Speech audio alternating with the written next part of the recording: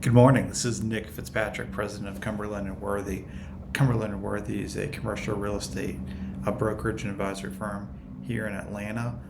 We primarily serve owners and occupiers of office and industrial assets across the metro region, but typically focused on the northern suburbs.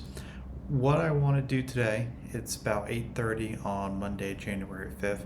So we're just kicking off. The fog behind me still has not burned off um, from the morning fog. So what I want to do today is kind of a fun conversation on predictions I made last year. Then I'm going to go ahead and make 10 predictions for this year's commercial real estate market. Um, Last year, it's posted on our website. There'll be a link in the show description. Uh, we had our 10 predictions only for the office market. This year, we're going to go ahead and actually cover the entire commercial real estate market as a whole and really look at the ecosystem as a whole. But last year, I would say I got about 9.5 of the predictions right. Um, Said that rental rates would remain steady. That's the half wrong one. For desirable buildings, they actually went up a little bit. Some of that's the natural progression of them going up over time, so that the face rates match the contractual rates from existing tenants. But we did see some steady increase on the attractive buildings. The unattractive buildings, they they remain pretty steady, although some of them did go down and a race to the bottom. I, I predicted reduced leasing concessions, and this was spot on. This was not anything that this is not a crystal ball that I had that no one else had. It was something that we saw trending down. Obviously, as the market improves and it becomes more of a, by no means are we an equal market, but as the market improves, you're going to see those concessions come down, and that's what happened. Number three, foreclosures in the news, and that was 100% the case. There were a lot of really big news stories about foreclosures happening. We generally view the foreclosures that did happen as a positive. You have a new owner coming in with a reset basis, with fresh capital, fresh business plan. A lot of those assets are actually performing pretty well, and buildings that I can think of three or four in particular that we did not tour before, we actually started putting back on tour list because they're viable again. Now, the component of this that we completely missed is the building sales that were in the news. And there are several notable buildings here within the markets that we cover, primarily Cobb County and Fulton County, that did sell for some very attractive pricing. Those buildings, again, they have new owners with a reset basis, fresh capital, fresh business plans, so they should be rocking and rolling. But if you're just comparing the prior sale to what they sell for, it's a pretty significant decline. Again, it's just what the market is. There's, I think in the media you see them picture that as, oh, well, this building sold for $100 million last time and now sold for $30 million. It's a 70% discount. Like, yeah, that math works out. Like, that all makes sense. But the building sold lower than it sold before, but it sold for the current market price. And I think that reset again is good. Zombie office buildings, we've talked about it. I made a video about it in the Substack that's going to accompany this video. I'm gonna link to the zombie office building. They're prevalent. They're out there. It's only getting worse. If your company's in one, we need to get you out of there pretty quick. Giving back space on renewals, pretty common thing that we're seeing across the industry. A lot of companies, and this is office specific, they were in 10,000 square feet. They were not utilizing 10,000 square feet. Maybe they're only utilizing 7,500 square feet. So at renewal, they're signing a lease for 7,500 square feet. That ended up being true. Now the impending supply crunch is six. It's something I'm going to talk a lot about over the next couple years probably. We really are probably not going to be in the supply crunch until late 27, early 28. Again, in the office market, potentially a little bit longer than that for the industrial market. potentially a little bit sooner than that for the healthcare market. But just our lack of development is going to cause the supply crunch.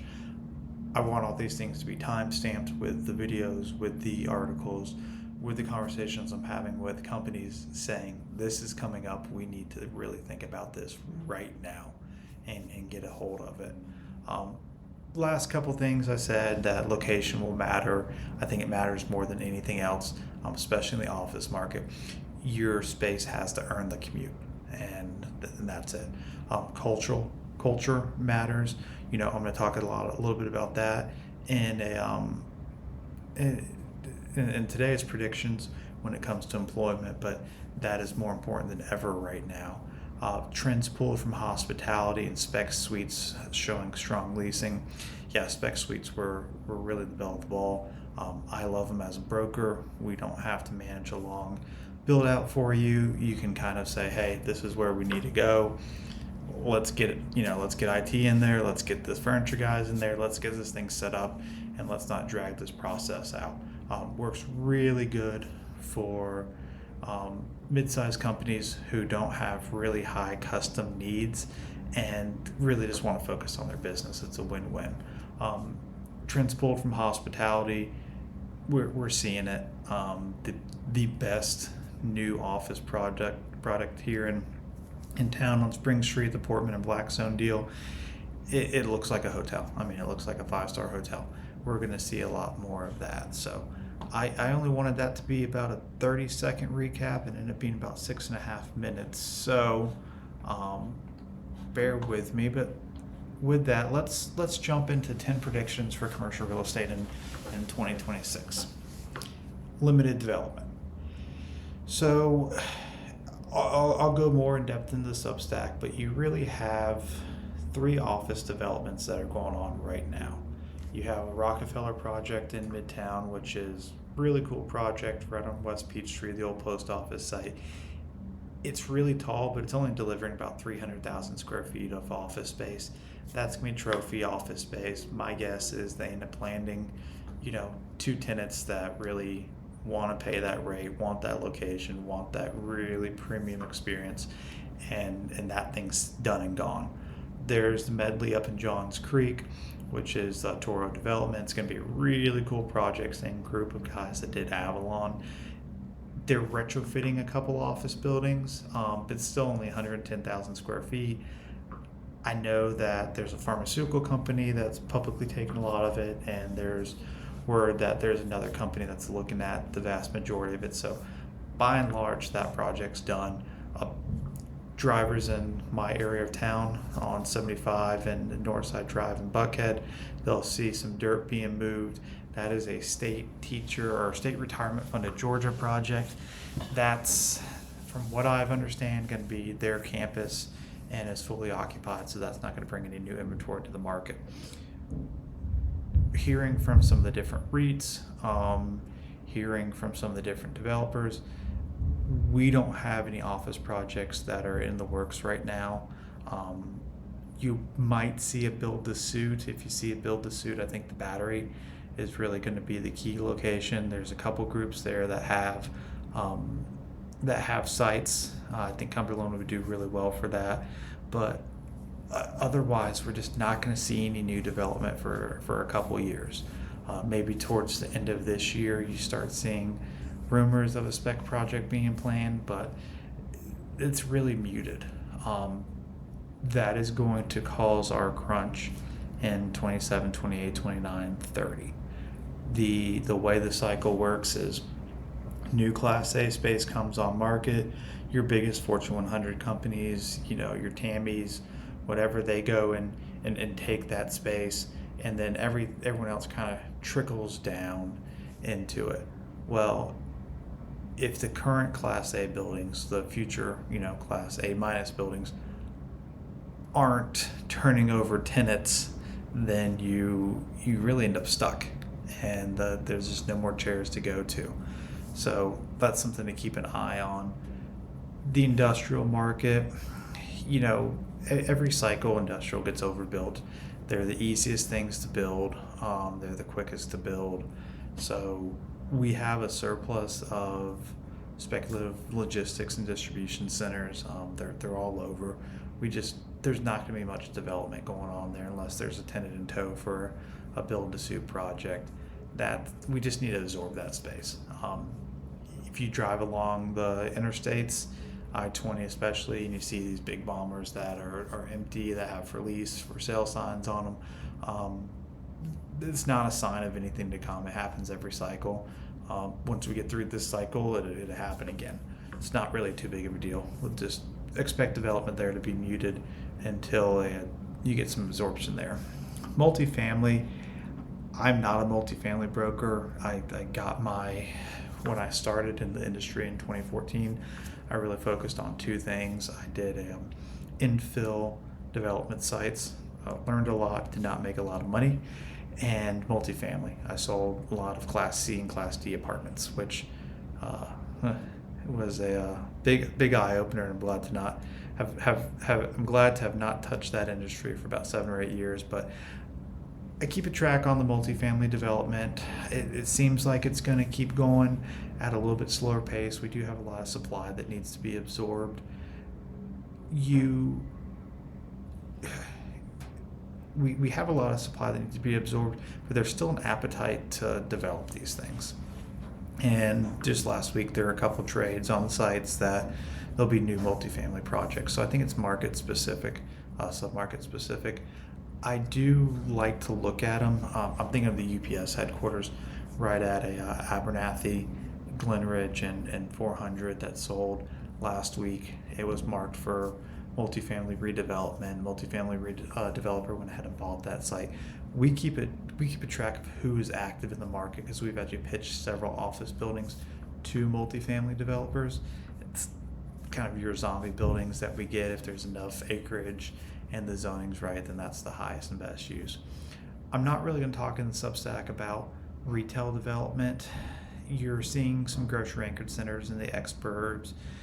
You're just not getting a whole ton of it. Some of that is the price that tenants need to pay for new construction is around $50 a foot. There's not a lot of tenants that can do it. Obviously, a lot of what we do in the retail space is medical retail, and it's tough. We have groups that want to be in these highly visible, nice new developments, but they really can't support that high occupancy cost. So again, I won't comment too much on that since it's not our area, but I expect to see some projects. Really, the further out you go, the more projects, but nothing really too meaningful. So going into prediction number 2 is increased rental rates across the board. If you have an attractive building, office, or warehouse, you're getting demand, and I think we'll see rates go up across the board there. Leasing activity, number 3, leasing activity increases. Latter half of last year, myself, some people within our company, and then really colleagues across the board started getting inundated with new interests. I say inundated. People were more receptive than when we were reaching out. They're more proactive from reaching out to us. So we're seeing a lot of interest from occupiers. I think leasing is going to be up across the board in 2026. I don't think it's going to be anything too crazy, but we are preparing for a busy year. In that same regard, I have predictions 4 and 5. 4 is smart occupiers buy buildings.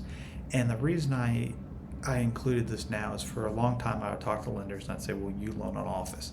And they'd say, no, office is a 4-letter word.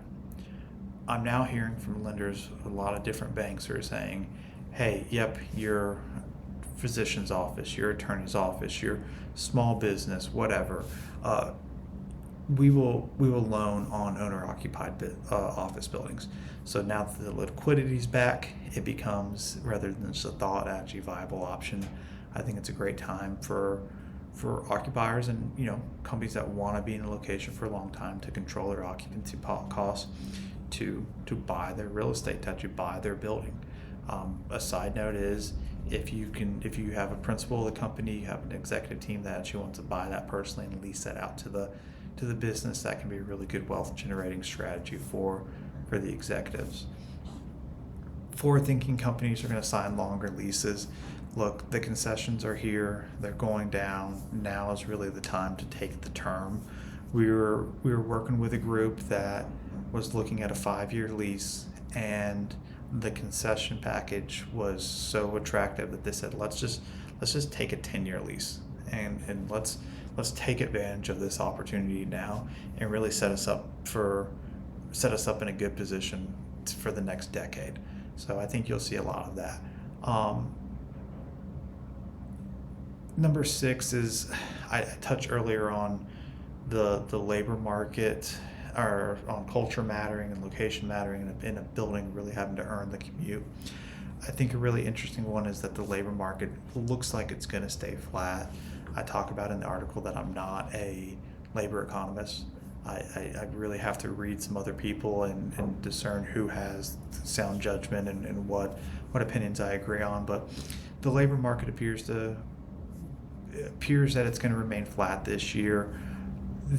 The way that we're hearing that is, yes, it's a combination of rifts, reduction in forces, but a lot of it is a position comes open and we're just not going to backfill the position. And so that's how the headcount decreases slowly without these headline grabbing layoffs or anything like that. Now, I talk about it, and we still don't fully understand the consequences of AI. I've seen something that says it could be a 10 to 15% reduction in force in the professional class. So, how that plays out, a flat labor market might actually be a win for everybody. Obviously, the reason we track that is the number of people that a company has impacts the amount of space that they need. So, if we're talking with a company and they say, hey, we have 20 employees now, we might quick back of napkin math say, hey, let's put you in 5,000 square feet.